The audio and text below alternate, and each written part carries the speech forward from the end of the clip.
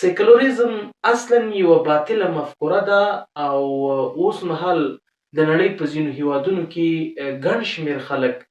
د سیکولریزم له مفکورې نه متاثره دي، چې په دغه هیوادونو کې ډیری اسلامي هیوادونه هم شته او ګڼ شمېر غربي هیوادونه هم شته چې د سیکولریزم له مفکورې نه متاثره دي. د سیکولریزم مفکوره دا یوه باطله مفکوره ده او هدف او موخه یې دا ده چې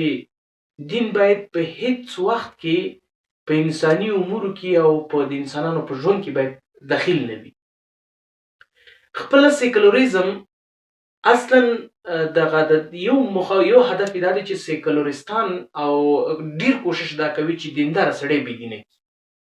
که هغه په هر قیمت وي، که هغه د پیسو په سر وي، که هغه د جایداد په سر وي، په یو ډول نه یو ډول کوشش کوي چې دینداره سړی بېدینه کړي. دغه باطله مفکوره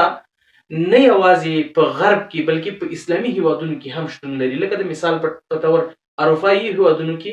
مثلا په امریکا کې، مصر کې، الجزایر کې، هندوستان کې،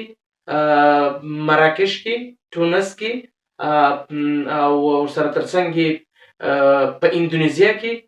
او په افغانستان کې هم په تیرو 20 کلونو کې دغه باطله مفکوره